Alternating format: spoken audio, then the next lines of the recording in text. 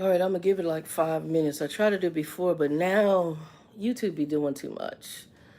Used to be when I turn my phone. Now you gotta select which vertical you want, because then it did some weird vertical thing, and I had to delete that one because it wasn't working.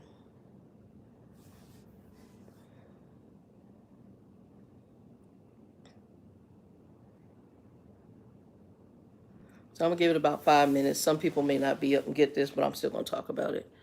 I'm watching. Oh, what is this? It's Archangel. Which is actually a pretty good little thing.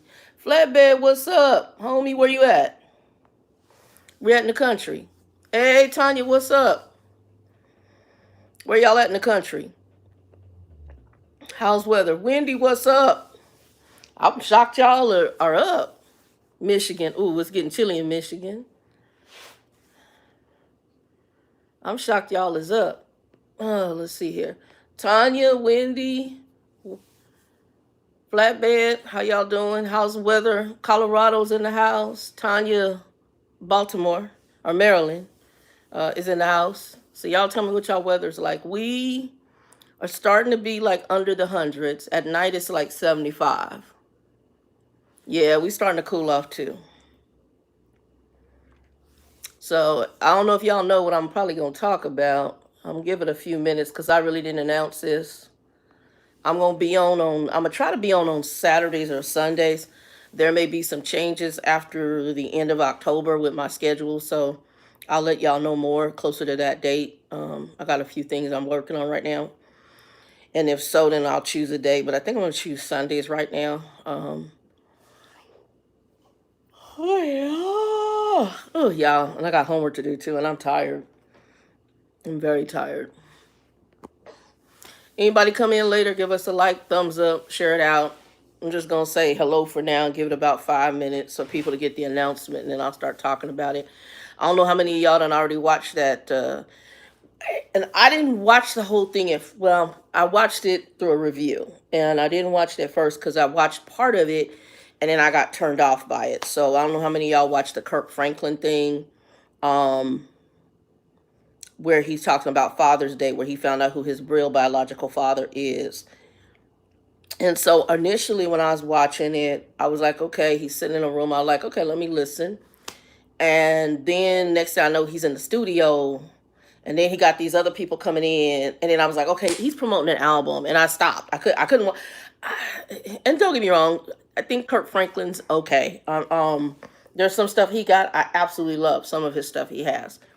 Um, he's considered a Christian artist, but he on the border. And but at the same time, I believe that all of us have our own. All of those who profess to be Christians, if they sincere, have their own walk and their own journey. And at the end of the day, the goal is that Lord, I hope I got it right. Okay. Um, but some of what people are doing, in my humble opinion, may not fully line up with the biblical standard of the word. However, I'm not a legalist. At least I try not to be. But I am a person that believes the word is what the word is. It is what it is. Um, with that being said, when I watched this, when I finally somebody had a thing today and they did a review on it, and they started clipping in and out, and I was like, oh, I didn't really stay that far into the storyline. I didn't. And while I also do think it was about promoting his album, which was what turned me off, which is why I stopped watching it. I, that's his thing. I don't really care about his album. I would have been more interested in the story. But I know that he's using his story to promote the album, and that was a turnoff for me. But today, when I was watching a guy who did a review of it, he actually reviewed it without that promotion stuff about what we doing in the studio because I didn't care about that. I wanted the story. I wanted to know what went on behind the scenes about the father, which is how it opened up, and then you start being in the studio. I don't care about that.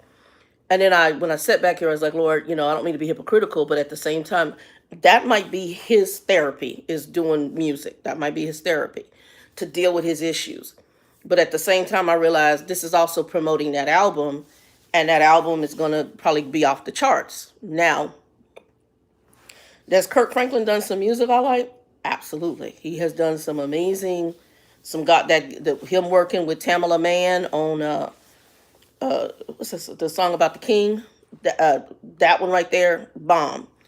He also worked with Tori Kelly on Psalm 23, and there's another one that she did and absolutely love on the Christian vein. So he's done some amazing Christian songs and work. I cannot fault him on that. But I don't like all the hoopla. I want to get to the point. And so let me see who else come in. Whoever's in, welcome. Y'all give a like, thumbs up. I'm just gonna go on and talk because we're in our 5 minutes. So when I watched it, and I sat here with my napkins and I did cry. I ain't gonna lie, I cried because whew, y'all, the young man who did the review that I saw, and I never heard him, it just showed up in my feed. Hey PJ, what's up, baby? How you doing? I'm talking about the Kirk Franklin thing, Father's Day. I don't know. I think a lot of people, it's been pretty much viral. So I think most people have watched it in some vein if you haven't seen somebody review it or something like that. And I didn't really put a picture up of Kirk Franklin. I'm not calling that video that. I'll let God deal with this as he will, to go out to who it will. So when I sat there and watched it, I said, okay, this is my topic for today. Just set in my spirit. And after this, I got homework to do, and I am sleepy, but I got some other stuff I'm trying to do before I go to bed. I need to take trash out. I'm doing the intermittent cleaning of my refrigerator and going through everything. But let me kind of go through what I gathered. So if you haven't watched it, guys, I would challenge you to watch it. I have not. I watched it through a review, and I preferred the way I watched it because I have a problem with the fact I felt like he was promoting the album in the little document that I saw. So I got only part the way through, and then I was like, I don't want to hear about you. You're promoting your album. He first started out on how he grew up, which a lot of people did not know how he grew up. Most of us heard about the incident with him and his biological son and the whole they fell out and he cussed him out and all that. And folks were shocked that Kirk Franklin used foul language. I'm going to say this, and I'm not defending it. I think we all grow as Christians. I don't normally cuss anymore. Every blue moon, it will slip out. But for the most part, I don't. I try my best to stay away from that. However, I do understand where if people hit you the wrong way, another person will come to the table. And then even if we Christian, we have to repent because we're not perfect. The other issue is that if people don't know, Peter kind of was, he has Apostle Peter in the Bible had from what I understand through Christian conversation, in the original language, he swore a lot, I guess, was his downfall. So he was a gruff dude. Which made sense. He the dude that cut the dude's ear, right, when they came for Christ. But he the same dude that later on, once he saw what Christ went through, his tail went between his legs and he denied Christ 3 times. So a lot of times we forget the human element of people, regardless of their stature in life, regardless of the money they have, regardless of the success. At the end of the day, it's a human being. And at the end of the day, it's a man, it's a woman, it's us, okay? When I use the word man here, I'm going to use it in the sense of man meaning mankind when I talk about this. And I'm just going to kind of give you what I gathered, and I'm going to give you some of what I feel led to say. So I'm going to back up a minute, and I'm going to say this, and then I'll go back and read comments. But when I did the video, when my brother and my sister-in-law had reached out to me about coming to his graduation, and this kind of reminded me very much of that. When I sat here and I watched today the review that the young man did, and he did like intermittent clips, which I like the way he did it because he laid out the story. He laid out Kirk Franklin's childhood. He laid out how Kirk Franklin grew up. He laid out that the mama, Kirk Franklin, he knew who his mama was, but she really didn't interact. Every blue moon he saw her, he was being raised by a distant relative who was extremely poor. He brought forth the fact that Kirk Franklin thought that a whole nother man was his daddy all this time, because I think that's what mama told him, his biological mama told him. And then later to where we are today, I'm 55, Kirk Franklin's 53. He just finding out who his real daddy is. And that man, baby. So I'm going to back up a little bit. So when I shared the story about my biological mother, you already knew about Grumpy. And it's funny because some people were like, well, why would you be able to deal with Grumpy and not be able to interact with your biological mother? The difference between Grumpy and Francis, even though Grumpy was foul too, was that Grumpy did have an aha moment. And his aha moment was not only to me, but he went back to me and all his children, to my knowledge. He went back to our biological mothers and he said, I'm sorry. I was not a man. I was not this. I was, he laid out his downfalls. And I do believe that Grumpy was initially sincere. The problem with Grumpy is that Grumpy had, some of us have ingrained things. We have what I call them in Christian realm, we call them strongholds. So we have strongholds in our lives, and those strongholds, to break them, being obese, it's hard. It's like a person who smokes cigarettes or a drug addict. You have these things that have latched onto your life, and you either choose to try to get in freedom, but some people getting freedom, it's hard. And for Grumpy, I think he sincerely wanted change. And he apparently, when I talked to some of the guys and the best friend from the railroad, Monty had changed a lot. He changed a lot. His buddy Nick said it was like a night and day person for Nick. So he had some significant changes that had happened. But there's those people like my biological mother, she probably has changes, but in reference to certain things, and especially in reference to me, it's not there. She will not bow the knee to say, I screwed up. I messed up. I'm sorry.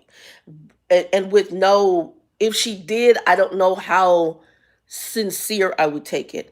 I did take Monty's as sincere. So when I look at Kirk Franklin's story, when I'm seeing this, and I sat back and I paralleled it against my life and others that I have talked to. So through this medium, and when I did that talk before, I had some people reach out to me in the background. One specific one that I know, her father died also in his apartment with no one. He had drug issues, and she also, like me, was a abuse victim of molest and stuff. So and she was raised by, very similar to Kirk Franklin, family, but not by her original parents. Her mother died when she was very young, and her father, who recently died not that long ago, was a drug addict. So the life that you want didn't happen, and part of the results can go in various different ways. And regardless of whether you're successful, whether you're average like me, or whether you're like this young lady who ended up in prison, there are damages, and those damages will manifest, okay, in some form or some fashion, unless they are dealt with. In the case of Kirk Franklin, when I watched that video, my heart just it was all on the floor. I sat here, and at the end, when he sat down with his biological father, and that man cried. And we're watching the video. I'm hoping it's sincere. What I gathered was sincere from the father, from his real father. The thing, though, is what led up to now 53 years old to get to this stage. 53 years of your life. And at one point, you didn't know who daddy was. Later, you told us this one man who was a butthole. The one man who was a butthole to you, that man, he basically is like, he wasn't no daddy, wasn't no father, really, and this, you getting what you get. And Kirk is trying to make amends to it, and also has a lot of hatred and upset stuff. God is a very awesome God, and how he allows the journey of life to happen, because as we're getting older and life is happening, he has us confront, especially for Christian, our stuff, okay? And right now, here Kirk Franklin is. Me and him, we're at that age point, we kick the bucket at any time. Once you go 40 past, any and everything could happen in this life, okay? And health-wise and all that. So we need to start looking at our mortality here, but our immortality there, okay? I'm going to say it that way. So we need to look at that. Hey, my brother in Christ, Jay, if my people who are called by my name shall turn from their wicked ways, humble themselves and pray, God may have favor on the country, the world, and our situation, and change it. I'm paraphrasing it, but I know the scripture you're referring to. I'm talking about the Kirk Franklin thing. So I don't know if you've seen the Father's Day thing. So I'm gonna get in here. So when I saw the story, and Kirk talks about his life, he talks about coming up in a poverty situation. He talks about being raised by a distant relative. He talks about all those things, and then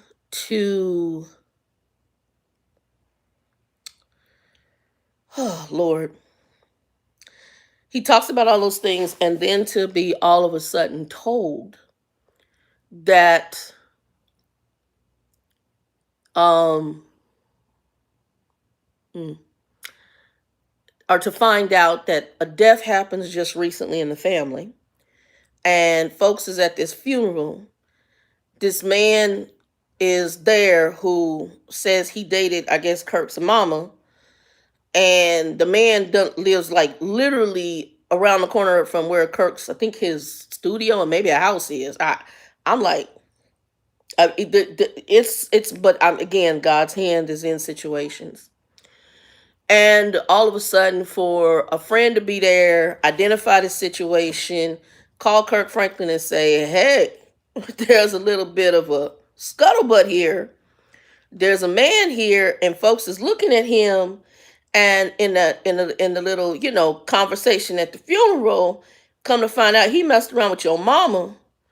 And he about the age of who might be your actual daddy, as people are looking at him, because I'm looking at him. He got your ears. He got this. He looked like you. I'm like, ooh, ooh. So as I'm sitting there, I'm going, I'm listening to this story. So here you are, all of a sudden being told, hey, this man might be your daddy. So things transpire. The man, I guess he writes or contacts somehow Kirk Franklin. Says, look, I'm not trying to stir up nothing. This is the scuttlebutt, but, basically, I'm going to go ahead and get my DNA. He goes, does a little swab thing. I guess sends this off. Kirk Franklin does something similar to however this happens, and come to find out 99 point whatever 5%, this man your daddy, okay? The man, later on, they meet, and he basically supposedly did not know about Kirk Franklin. Based on what I saw, I'm going to say, if they doing some acting, it's some dang good acting. That's all I'm going to say. I believe he did not know. I actually do. And and Kirk Franklin realized that, hey, if this man had known, and I don't know, because where somebody is at now, Kirk Franklin's 50, so his dad's probably 60, 70 years old. Where somebody's at in their 20s, when you're a child, or 18, 19, 20 years old, may be significantly different from where they're at in their 70s. So we don't know who he was in his 20s. We know he was horny, and he ended up screwing Kirk's mama, who, after I saw the mama in this video, mama crazy as a box of rocks. Sorry, that was my assessment. I don't know her personally. I'm not a psychiatrist. But her behavior, she's ratchet. I'm sorry. That was just my opinion. And so was the aunt. The aunt had me want to go through the TV set. I really did. And I have to give Kirk Franklin props, because he's a better person than I am. Because y'all would have seen me on film, and y'all would have met the other Shannon. I wish you would. I love Jesus all day long, but the way the aunt was speaking, it would have took Jesus to pull me back in the car, shut the door, and leave, because I don't have the energy. like I said, after having the butt cheeks cracked open and pooped on you enough as a person, and just having your life, there comes a point where you have to have your own shell and your own protection. And I'm sorry, I cannot. So he was very nice. He was very nice. I don't know if I would have done that. There's a point where he drives up to that, which he calls to make arrangements to meet with his mother to discuss these results. He said, I think he said he ain't seen his mama in was it a couple of years? 20? I don't forgot how many years. Maybe he said 23 years. I can't remember. It was a lot of years, like 23 years, something like it was a long time. And so he ain't seen her like in 23 years, something like that. Because you know when you got foul people, you just do, and when you got cray cray, you just do. It's like money's people. I met part of them. I'm good. They're blocked. We'll never have to see each other again. I leave them in Jesus' hand. God bless them, forgiving y'all crazy. I'm good. I can't do it. I cannot. I don't understand. I don't. And I understand there's some people, for whatever reason, y'all need that family enough to where you willing to deal with the craziness. I'm not it. I'm not. There's a point where I can't. I just can't. And where I'm at in my life now, if you come to me the way his aunt came to him, she would have got told off. I would have said, put the camera on hold. And then I would have told her 5 ways how to get there. And I would have had to repent after I got off the phone and say, Lord, have mercy on me and have mercy on her. But she will not. So she talked to him crazy. Then when he got to her house, she said, get your A out the car. Who you talking to? Really? Really? He said, I'm 53 years old and I'm being treated like I'm a 10-year-old kid. I don't even know that you should be treating a 10-year-old kid like that, but that's some ghetto stuff. But I'm just like, what in the Sam? Y'all, there's so much. It's so much to unpack in here. Let me go further. He then gets to a point where he actually goes and he's going to talk to them. And this is further down the line in the story. He's going to talk to them and talk to the mama and the aunt about who his real daddy is. Now, note, and we'll put that on pause, he had already met the real daddy. His doctor, Kirk's doctor, has confirmed 99-point-something% this man is his daddy.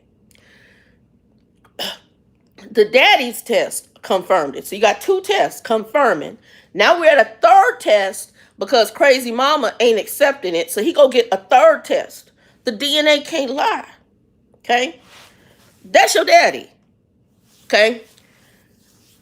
The mama gonna bareface look at him in a room and say, that's not true, and I swear to you. You ain't raised this boy. You left him to where he was adopted by a family member. He saw you 2 times, I think. I think he said maybe he saw her once or twice a year, and it sounded like that interaction wasn't good. The hell is wrong with you?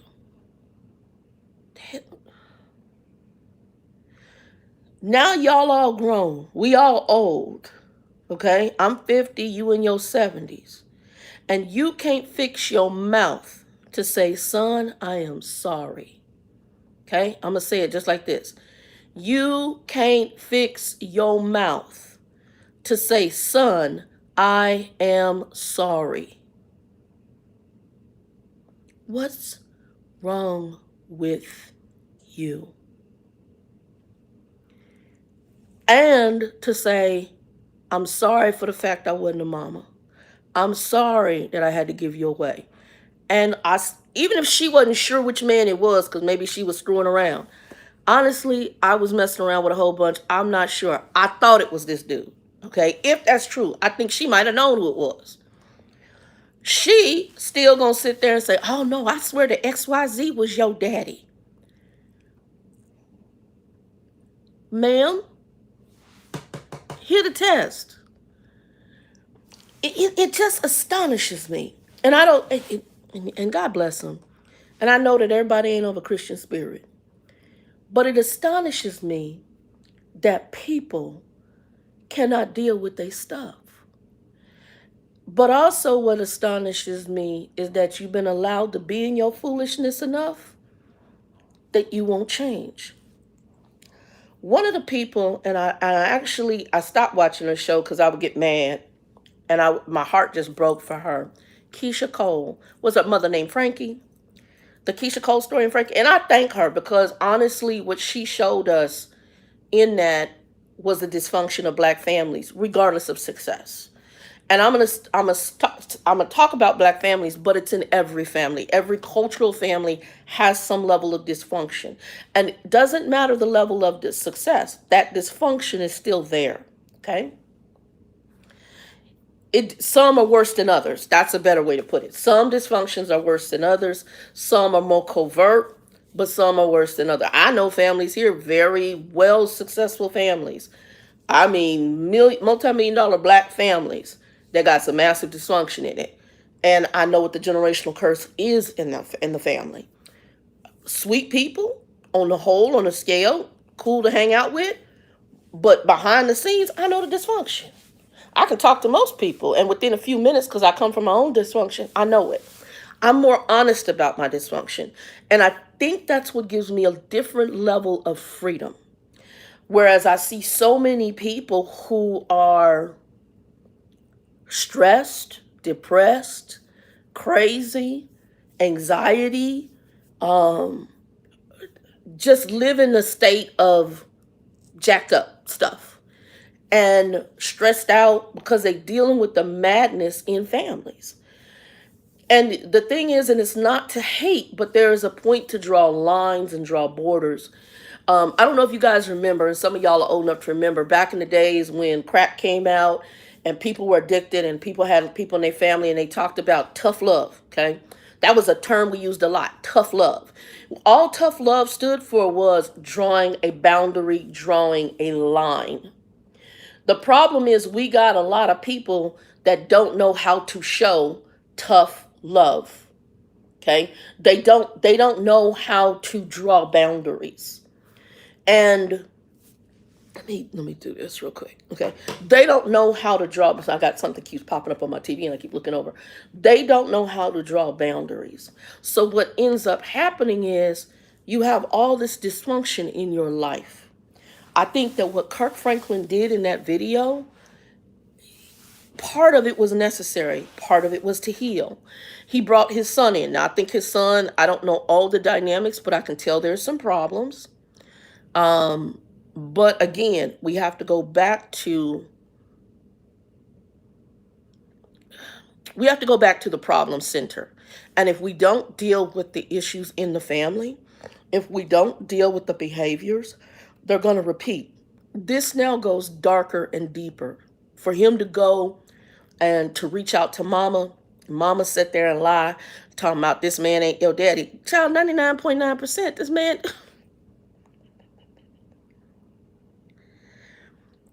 And then I think the last, it was up there like 100%. This man, that boy daddy. Okay? He goes to this man's house. He shakes his hand. They sit down. And this man said, had I known, I didn't know. He said, you didn't know. And Kirk is rocking there like, you didn't know. He said, and then the man, Kirk didn't even know the results until apparently Kirk showed up at the house. And he said, he says, I know this is, a journey for you. And I wanted to make sure, basically, he's trying to just say, look, I'm not trying I'm not basically selling, I want nothing from you, nothing like that. And the man, when he walked in the man's house is nice. So this man is comfortable. He's not looking for it. Don't seem like he need no money unless he's just greedy. But he just sat there. And when Kirk handed the envelope and he looked, the man just, you saw him breathe out. He put his hands, because men don't like to cry. I mean, that's an American thing. And that man just put his hands in his head and his hands to his face. And I was just like, ooh, this is heavy. And then Kirk Franklin, and they hug, and these two men are sitting there crying like babies. It's a brokenness. And a lot of brokenness is because the person they was messing with was broken. And I sat back here and I was like, Lord, but this is something that is prevalent in black families, especially. And a lot of our brokenness, and I know people are like, well, y'all been so many years out of slavery. Slavery was an ingrained thing in our behaviors and our culture. It goes to how children are beaten. My pervy stepfather, his father used to tie them to trees and beat them when they were kids. I would hear him and my biological mother talk about that. So he's damaged. I'm not justifying his perviness, but he's damaged. Abused children tend to abuse. And it could be more than one way or one way. They may go abusive routes. It's an ingrained behavior. And so here you have this woman who was hoeing around, God forgive me, I'm putting it like that, God forgive me, putting it like that, sleeping around. She may not have known what man she had him by.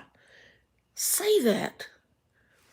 Don't sit there and try to put it on one man or another because you mess around with several different men and you may not know. But instead, you going to sit there and get behind your lie and make your lie your truth. And I'm gonna defend that lie to the grave. You don't need to do that anymore.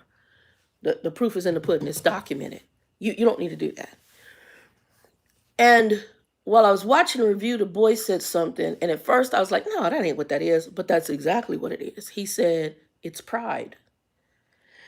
I'm too proud to admit I was wrong.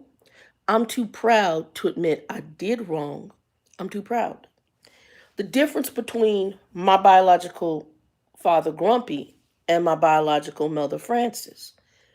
Grumpy, as jacked up as he was, he knew he was jacked up. When he sat in his house and he said, I used to practice being an a-hole. When he came back to his kids and the women he messed with and said, I wasn't a man, I wasn't a father, I apologize. He said, I don't want to go to hell for having this right here as a contention with my eternal life. So for him, this is something that God pointed out that needed to be dealt with. That didn't need to be dealt with just for him. It needed to be dealt with for us. For me, I never saw him as a daddy because that's nothing he could ever be to me. Because he, honestly, after I interacted, I stayed there, we've developed a friendship. As jacked up as he was, I got friends I love dearly. And I'm probably got stuff they don't like either. I got a friend of mine got a greed issue from hell. But on every other level, he's a sweet guy. But greed, when it comes to money, and it's a whole different kind of person. I got people that there's things about them I'm not a fan of. And I'm sure there's stuff about me. But they're my friends. And we all bring our idiosyncrasies to the table. I can deal with that more than I can deal with my biological mother who can never say, I'm sorry. I messed up. I was wrong. I did you wrong. Instead, it's like this evil person. So when Kirk's mom was at that table, I was like, oh my God. I felt like I was dealing with my biological mama. I was like, ooh, ciao bye. I would have looked at her and said, well, thank you very much. You have a good day. You need to leave now. And we would have went 23 more years and not seen you. I would have seen you to the casket. One of us is in the casket, you or me, or the rapture. That's it. And I hope you don't go to hell. I hope you get it right. But you got to get up away from me until you can admit to your stuff. And I know that's a hard pill to swallow for a lot of people because it is our innate nature to want family. And especially the family to have is the foundational family of the mom and the dad. And in most black families, we're so broken. Slavery had a big impact on that.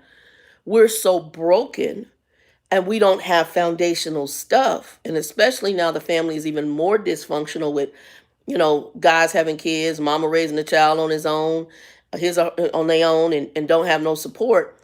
We're so broken from that because innately we are supposed to have on this planet a biological mom and dad. And those two people are supposed to speak wisdom into our life and prepare us to be adults and then turn us over to the world to where we actually function in the world and prayerfully continue the generational line. That was the goal. That was a biblical goal. Be fruitful and multiply. Okay, but now things, especially I can speak to the black community. I see things in the Latino community too because I have them in my family and I have friends. But to our group, what I saw, it was indicative of the jacked upness in the family. And, my heart goes out to his mom because she needs to go talk to somebody. Something wrong with her. And I could tell the sister girl ain't right. She ain't right. Just the whole thing. But then after even dealing with her, watching her sister who crazy, but even her sister had a moment in this video and she looked at her sister and she said, he needs to know the truth. So the sister knows. And the sister like, you need to get this right. But she would, and then she rubbing her sister. That's the problem with cray cray. You allowing her to stay in her cray cray and you're supporting it. There's a point where if you leave cray cray out there, tough love, maybe cray cray will wake up. But if not, and cray cray want to stay with that demonic stuff that's going on in their life, let them, because they've chosen their path. The Bible talks about wickedness, and to me, this falls into straight wickedness because what you're doing has impacted other lives. And there's a statement in the Proverbs, I think it's in the Proverbs, where it said the wicked can't even sleep without doing wickedness. And oftentimes wicked people don't even understand why they do wickedness. They can't sleep. They can't. It's innate in their nature. It's innate. That's why I said after I was round grumpy and then met his other people, I understood what he was able to get delivered from was a blessing because his stuff in that generational line is so freaking thick on both sides. Because I grew up with his mama's side, so I know them. I only knew one person from the daddy's side, and after meeting the extended folks, I'm good. We're good. What I hope that Kirk is doing, and I hope he gets a good Christian-based counselor or somebody, a minister who speaks into his life, he needs to deal with the generational curse stuff. And in a roundabout way, he did that by reaching out to his son. And he told his son here and showed his son, this is your real grandfather. He's alive. What I liked about the man who is his biological father, he said to him, which is a man thing. It was a very manly and fatherly statement. We can take this at your pace. It ain't about me. It's about you. Because basically, in a sense, what I took from that, I missed my time because I didn't know it. So whatever time we got right now, I'm going to let you take this at your pace. Because honestly, a father is supposed to speak into the child's life. Plant and fertilize and raise and rear and direct. So now his son is a grown man. And he's like, whoever you decide to bring in, for us to build a rapport, I'm open to that. And I'll let you do it at your pace. That right there was such a big statement. And it was such a big statement. He walked into the room with Kirk and Kirk's mama. They sit, and the way Kirk did, I actually give credit because he put it in the office. He put them in like a business. I think they're at his studio, and this meeting was I think it was at the studio. I'm presuming, but it was like a conference room, and he had them at almost like a lone conference table. Mama and my crazy mama and the aunt was on the other side of the table, and this man, and I believe must be his wife, on the other side. And he said his piece, and he got up and walked out. What it said to me was, well, you got a little bit of sanity in your family. Now, I don't know if the man is perfect, but he handled himself in such a powerful and a professional manner. I was quite impressed. Sorry, y'all, allergies have been going because of season change. I was quite impressed at Kirk Franklin, at his biological father, because he handled it to me in a very professional way, a constructive way. Sorry, I'm wiping my nose. This is green alcohol. I use it as a disinfectant. Even still, from after COVID, I keep spray bottles of alcohol. This is that evergreen scent. Mint kind of evergreen scent you can get that was out forever. But it was handled well. But I just want to, because I have two people, and one of them, the grandfather who helped her when she was in prison, one of the lady, the truck drivers I know, young girl, so old enough to be my daughter. He's having some health challenges. I haven't had a chance to talk to her. And when she had her issues, it was like, oh well, he didn't come out. It was very cold, the interaction. But here she goes to California to check on him. And I commend that, because that is commendable. But sometimes if that's all you had, it's all you know. And for her, that that guy, he paid a lot of money to help get her out of prison because she was supposed to do a lot more time. He also did take custody of her. And to come to find out, supposedly, she's not his biological granddaughter.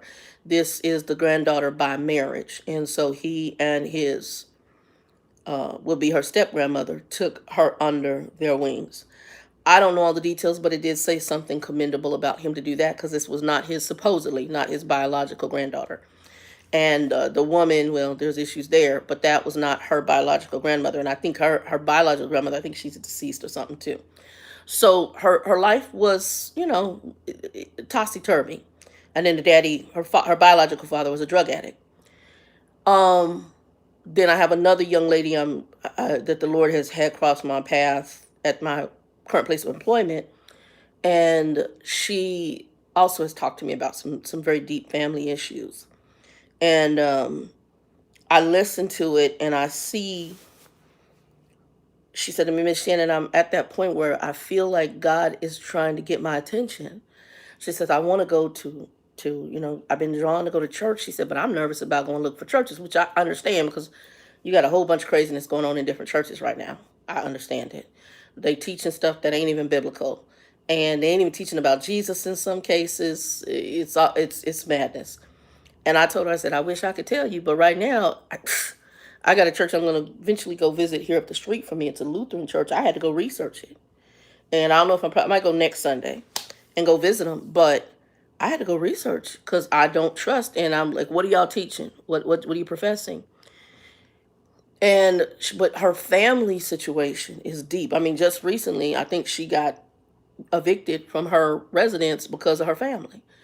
Her mama done moved in. Next thing you know, her mama liked to fight. Mama my age. And I don't know who drew what. I don't know how they got, but all I know is ultimately the apartment complex was like, you got to get out. So now she's had to relocate with her son, and you still dealing with the madness of the family. Like I said, there's a point where you need to have tough love and draw the lines. Um, and I don't want to make it seem like I don't care about family. So, like, I have one of my half brothers, he has 2 kids, and he was married. And I met his wife. I got instantly, she didn't care for me. And she was a little curt, so it was mutual. I was like, oh, okay. She pretty, though. She a pretty girl. I was like, oh, she pretty, but she got a little attitude. I was like, oh, okay, I got you. And he has 2 kids, but I still will root for you, because I believe that I don't ever want to see children, if possible, without a solid foundation. So I was happy that his children and him and her seemed to have a good life, at least from the outside looking in, and it seemed foundational. And then all of a sudden, after COVID, a divorce is being announced. Again, we're gonna find out who people are. Was it that she was just fine and she look good, you look good to her, and y'all, popped out 2 babies? I don't know. But then once COVID happened, and you gotta be up in that house and deal with people, and y'all see each other's personality, you find out, oh, I don't like you and you don't like me. But they divorced, and I took that hard. I took it hard, not because I'm really around them. I took it hard because I was like, and when I said to him in the side, and like just a side note, not a verbal conversation, you know how we grew up. And basically how dysfunctional the household was with Cray Cray. And you knew how we grew up, and growing up without fathers, both of us, because even with their daddy in the house, he wasn't really a father. You know what that missing piece is. He said the kids are loved. I'm like, that's good. But still, it really hurt to see that happen. And I did reach out to her. And I didn't ask either one, who's at fault? I don't want to know. That's not my business. That's between them. And I asked her, are you okay? I don't need to know anything. I just want to make sure you're okay. Yes, okay. All right, praying for you, praying for the kids. That's it.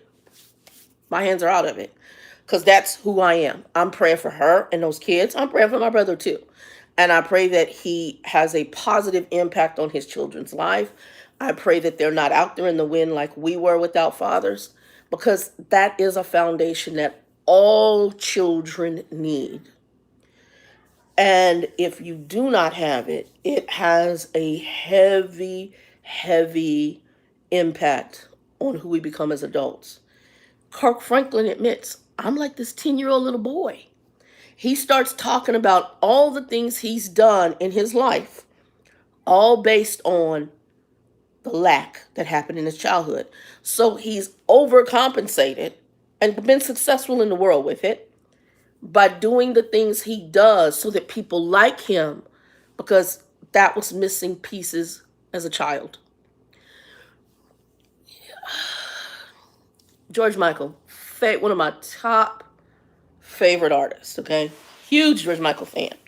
George Michael wrote a song. If y'all never ever, I love George Michael. To me, was a genius lyricist. The boy could not only was he just could sing, he wrote his music. He wrote his lyrics, and the dude was just flippin' talented. And he wrote a song called "Star People." And if you, I'm an analyzer, so I don't just listen to sometimes like, oh yeah, that's cool. I like songs that have power, okay, that have a point, that tell a story. And he says, "Star People." He goes, basically talks about people who become famous and they might complain about their life. He says, but you can pay the rent. While that is true, and he's basically saying, when the world looks at you, you've been successful, but you complain about all these problems you got. You ain't got no complaints. You can pay the rent where other people don't have your money and your success. While he is right that that's how people think, that is also wrong. Because no matter what, whether you're worldly successful with money and fame and fortune, there are still things that impact you. There are situations and people you see that we watch and we don't know their story. Who is that lady? And I'm not big. Gabrielle Union. Gabrielle Union was on the Red Table Talk, and her and Jada were talking. I guess they got some issues in the background, and I had almost stopped because I'm just cleaning the house. You know how you just got something playing in the background. And she talked about before she was famous, she's working for like I think a fast food chain, and was raped after work. She was raped outside of her job after work. I was like, pump the brakes. And that has an impact on who she is, who she becomes. It has a heavy duty impact. I got an associate of mine right now. She is very, very special when it comes to her kids. Very kind of over the top because of things that took place with her and her sister growing up and how they were treated by her stepfather's people. And she does not realize it. I realize it after I know the story and by some of her behaviors now, on exactly why she's who she is, on why she expects what she expects, on why her behaviors are the way they are. And that's because of the damages that were allowed and happened to her as a kid. What we saw in that video, and like I said, I challenge you to go watch it because I didn't watch the video, I watched the review, and I don't remember the guy's name. If I find it, I'll link it below. And I liked his review, but you can all go pull up the actual things. He's got it. And again, I do believe it's meant to promote his new album. That's what I had a problem with. I would have just preferred for him to tell me the story and keep the album part out and then later come out with the album. I'm okay with that because really I think the ministry of what he shared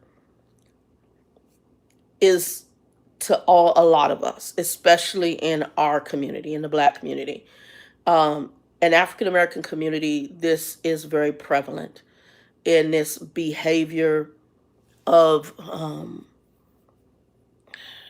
lies and parents who are broken, who cannot let their pride down. And it's just like when he talked to his son and him and his son in that moment of whatever dysfunction between them, wherever his son is at, both men broke down. Both of these and I don't want to, I'm gonna call them grown males because I don't know if the man is really there yet. Because like I said, I've only seen a few people that I would qualify in the category of man or men, and far few and in between. Most females and males are grown females and grown males.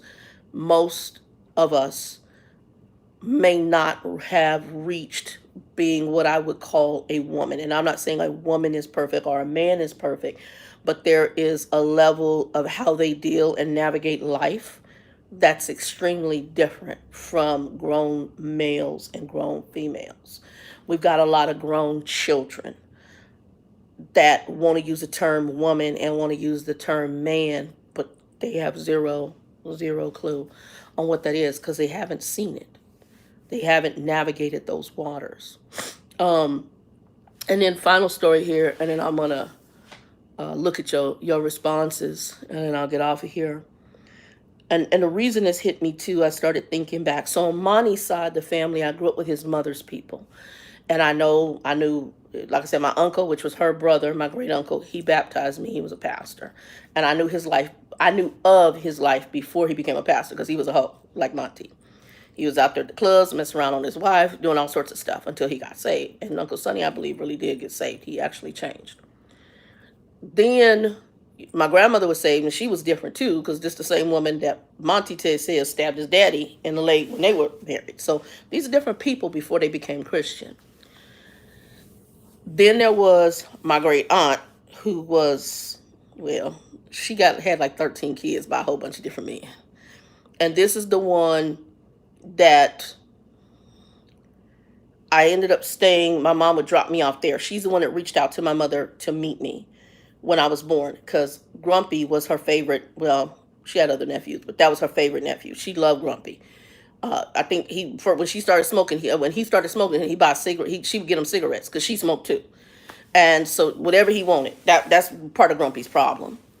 But I remember her, and I'm gonna talk specifically about her in this story. But so she had 13 kids, only one girl. And the girl that she had, she's passed on. That cousin, and these were the two with the clotting disorders that were very prevalent. But that cousin, she's recently passed on. So she died shortly after Monty. And this is my grandmother's side, Monty's mom's side. And I remember that my biological mother, she had gotten in touch with her and said, hey, I need you to come watch the kids.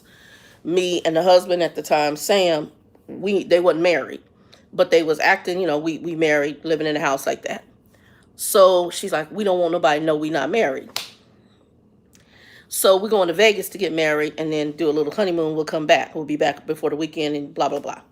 So my mother, we went to my aunt's house to watch them until they came back from Vegas, got married, and came back. Now, my cousin, the female cousin, and I'm sure it might be the same for all of them, except for the last son. The last son, I'm pretty sure, is the man's son who she was married, because they looked alike. They looked so much alike, you couldn't even deny it. That was his son. But the other kids was all by different men, okay? She told the cousin, the girl cousin, her daddy was one person. So while I'm in Texas, and Monty said, that ninja that she told XYZ is a daddy, that ain't her daddy. And I said, I don't know who he is, but I knew that my cousin done went and met her supposed siblings, all this other stuff. He said, that ain't her daddy. He said, the thing is, we believe, hold on, Monty's dad's brother. So this would be, and I'm kin to them two ways, because his name was Lonnie. Lonnie was married to my Aunt Gertrude, so Lonnie would be on my father's side. This would be my father's uncle, my great uncle, Monty's dad's brother, okay? Lonnie married my cousin Gertrude, who was cousin to us on my mother's side, to my grandfather here, who was here. So I'm kin to them two ways. They married each other, two different families, but I'm kin to them this way. However, the cousin that died, the female cousin, this is who they believed her daddy to be. And when I thought about it, and I saw him and her, think about him, a picture of him in my head, and then a picture of her, absolutely, I think that's who her daddy is. Height, looks, lined right up with because I remember, I was like, that family, matter of fact, that Uncle Lonnie, they hit was it the Powerball? Powerball here in Arizona, him and his wife. and they hit the Powerball big time. Him and the wife. Um, and yeah, had no clue. All the way to the casket, did not know that Lonnie was her daddy. That kind of stuff has not good consequences. And I will say that cousin, she had a lot of issues. She didn't think normal, but there was a lot of stuff going on with her that wasn't quite normal. And even her kids to this day, she had one daughter, and that daughter is, it was funny because one of my, a great aunt by marriage, she said when she met the daughter, she said, it's sad that you see a person who has potential, but because of the family they grew up in and they can't get away from it, they will never accomplish that potential. And basically what she's saying is she's just going to repeat the crazy cycle of the family she's in. And that's exactly what's happening, and then some. And then some, because that baby is crazy as a box of rocks too. A lot of it's pride. To sit down and say, you know what, I wasn't the best at 20 years old. I made decisions. I was messed up because these things happened to me. Or I don't even understand why I did what I did. But I'm sorry. And I messed up. And I was wrong. People can't do that. And if people's pride will not allow them to do that, then all you can do is say, I forgive them, and leave them in God's hands. Don't sit yourself in the seat of abuse, of madness. I hate to say, in my humble opinion, that's kind of what Keisha Cole finally did. She got her mama a house, threw her the peace sign, and moved on. Because there's a point where you can't, if people want to stay in there crazy, let them. You can't change folks. And it was a pastor's wife said I was trying to help somebody at a church one time, and things got a little bit hectic because they were trying to go back into other stuff I was not going back to. So they come from the lifestyle I was in. I was like, I'm not going back to this. And the pastor's wife said, Shannon, you can't help people that don't want to be helped. And in my youth, I'm thinking, oh, you can wake them up. You cannot. It is an ingrained thing. And if people want to stay in their foolishness, you have to leave them there. You can't, if people don't want to wake up, you can't come in my house and force me to get the weight off my body. I got to make that's between me and the Lord, got to make that decision. You can't go into somebody's house and make them stop doing whatever they doing. You can't go.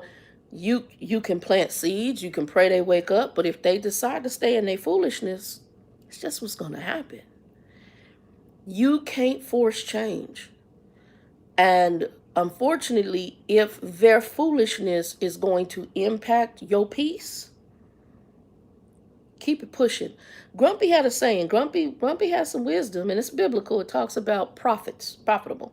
And he said, if people ain't profitable to you, you need to let them go or feed them with a long-handled spoon. Profit don't mean money. Profit means person speaks wisdom, person, you when you're around them, you have peace or you get along. But if you ain't having peace and it's always contention and hell and drama, that person's not profitable. Move on.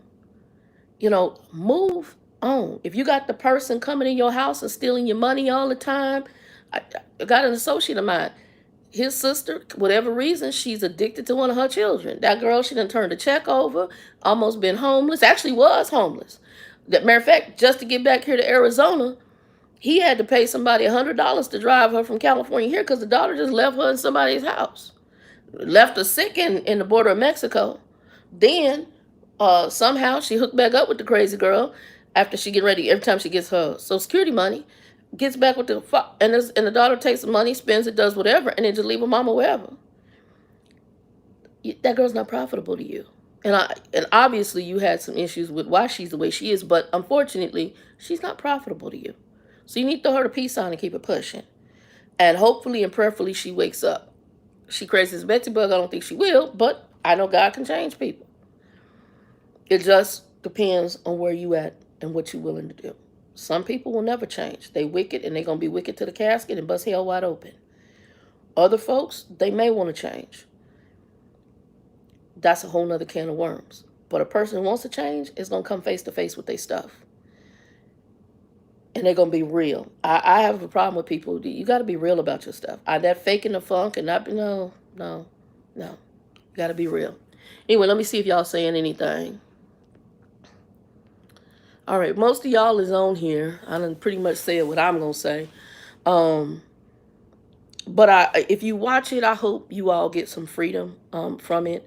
Take from it what you will. And for my African American folks who watch it, look at it in the lens that it needs to be looked at, the damages that have translated into families. And what I've been telling people is just stand before the mirror and say, God, show me me. Show me me. For me was seeing generational curses on my family side, from my mother's side to my father's side. And when I really saw it, especially on my father's side, I remember I could tell people, I pulled up to a church, tears streaming, and God, please, please break every generational curse over my life. Because I saw the depth of the damages. When I met Monty's other side, I was like, whoo, whoo. I'm so happy with my last name, because their last name is Smith. I'm so happy my last name ain't Smith. Thank you, Jesus. Because I'm just like, whoo, cray, cray, cray, cray, cray, cray, cray, cray. And I'm like, whew. And don't get me wrong, it has translated regardless of the name, but that just in alone, the Smiths that I met from that family, oh, my Lord Jesus. My mother's side, they got a whole nother set of issues. Bitterness, jealousy. I don't know what it is with the sisters drawing pervy men, but, and I figure it's something probably in the line somewhere, probably more so from their mother's side, because we know very little about her, but her mother, my great-grandmother on my mother's side, that woman was vicious. And so you see where some of the stuff that translates down, at least to the girls, and actually, well, especially to the two girls, you see where that came from. Because it came through that line. Now, my grandfather's people, I know some of them, and I know he became different on another level. And probably because of the damages that stemmed from just the treatment from his wife's mother and what was allowed by his wife. But Lord, I can't call it. It's just get freedom. And freedom is a hard thing for a lot of people to get. And make sure y'all, it's not hatred. You don't want to hate anybody. You do want to forgive, but forgiveness, and this is a statement I have, does not mean sitting yourself in a seat of abuse. It goes back to the tough love conversation. It's like what I'm seeing now with these children, as grown children living in people's homes. I got friends of mine with 20, 30-year-old kids living at home. I get sometimes you hit a rough spot, you come back, you get on your feet and you move. I get that. But I'm having a problem that you got 20, 23, or I just talked to a friend. Oh, I drove so-and-so to his job because he freaks out when his check engine light is on. The hell you say? He 20-some years old. He got a car. He a boy with a penis and some other friends. Get out there and figure it out. Secondly, I can't. Can you drive me to my job? And then you drive it for a grown 20-something? My ninja. What the hell? I can't. But then at the same time, the same person's coming to your house with a bong, going to smoke weed in the backyard. That's disrespectful to the family. But y'all must all be doing it because that's weird to me. Or you got a grown child. I got another associate of mine, got a grown child, ain't got no job, you paying a cell phone. Okay, look like I'm having internet stuff going on. I'm not sure what. Anyway, it's been 64 minutes, y'all. That must be the Lord saying it's done. I got homework to do. Y'all be blessed. If you watch this video later, give it a like, thumbs up, share it out. I'll see y'all probably next Sunday. I don't know what I'll talk about, but see what the Lord shows me. Let me see if everybody, I hope y'all blessed. Hopefully this blesses y'all. And if you can, watch that video. I don't care about the promotion of the album, but the story behind all of it is good.